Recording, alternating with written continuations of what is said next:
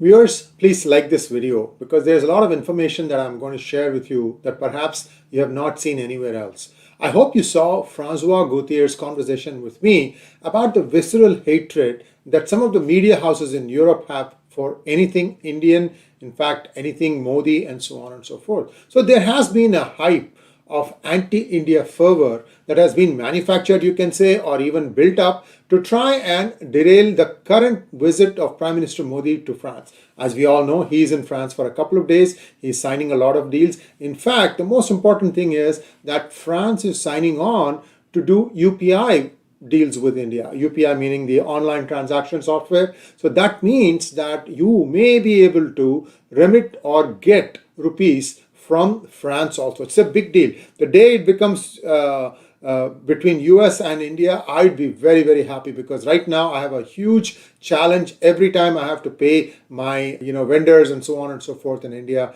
The overheads are just too much. Anyway, that's a topic for a different day. So what really happened now? You remember that the EU Parliament had convened to have an emergency resolution about what is the state of activities in Manipur. You also had Eric Garcetti there taking a visit to Manipur and then giving a press conference from Calcutta saying that if you need our help, we are here to help you. This is America. Garcetti is as progressive a Democrat as it gets. Unfortunately, he should have shed that progressive democratic image when he became the ambassador.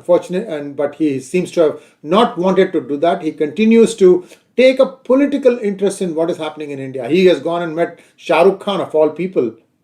I find it very amusing that the ambassador to India from the United States is really wasting his time doing all these things very un-ambassador-like. So here we go. You have to remember that Shah Rukh Khan was made to wait 4 hours when he had to go and address a meeting in Yale. One wonders why. Maybe Garcetti knows. Who knows? Anyway, so to the EU Parliament, this is the stinging reply that the Ministry of External Affairs has given.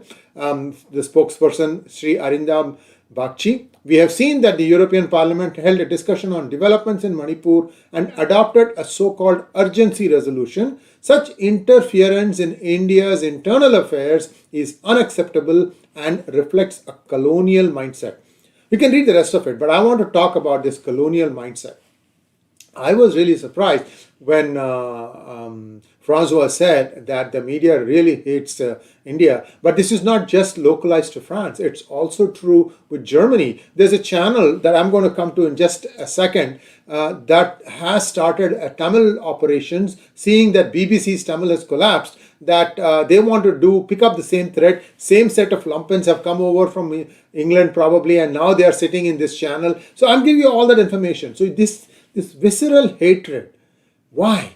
What is the problem? Today, India is really, really forging ahead and Europe is stagnant. In fact, it is on a verge of decline. You'll start seeing the output starting to go down, and really they need to be concentrating on setting their own house affairs in order to curb the illegal immigration that's going on, to make sure that the Ukrainians who are fleeing their country have a future in erstwhile Germany or erstwhile Europe, and also to make sure that Ukraine is stabilized.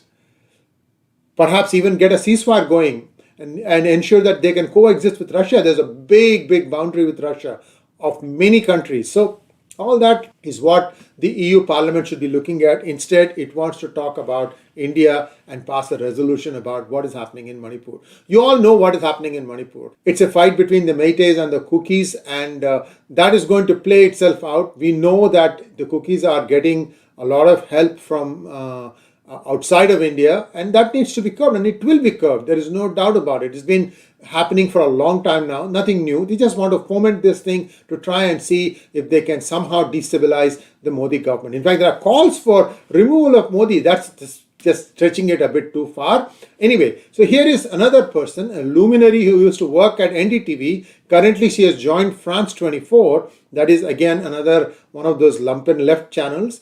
And it says that very distinguished. I don't know, France 24 is distinguished. I have no idea. I have not watched its programming. Even Al Jazeera, which I don't agree with, at least had some professional output.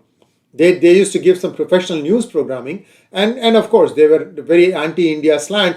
You know what? If 90% of the media is like that, what can we say? Well, it also makes us all the more keen to exist and grow, because that's the main reason why PGurus is now branched into Hindi and Tamil, because we have the content. मेरे पास matter hai. So what happened after Sarah Jacob moved to France 24? Now you will start seeing the Islamophobia victimhood narrative come from this channel. On top of that, Rana Ayub, you already know, she has been doing all this ranting on WAPO, Washington Post, as well as sometimes even New York Times. And the additional new thing is the channel called DW from Germany, which has started a vitriolic Tamil channel. So this is something that is again being reinvented. They think that it's not enough that BBC has run out of steam. They want to do it. Unfortunately for them, the socialistic structure that exists in Europe, that might allow this thing to go for a long time. Even the illegal immigrants there, they're getting a lot of dole. That means that anybody is going to be coming there, they're going to be spreading a lot of largesse around. It will go on, but it also is a reason for you, the viewer, to come watch our channel. Thanks for watching. Please like, share and subscribe to our channel. Don't forget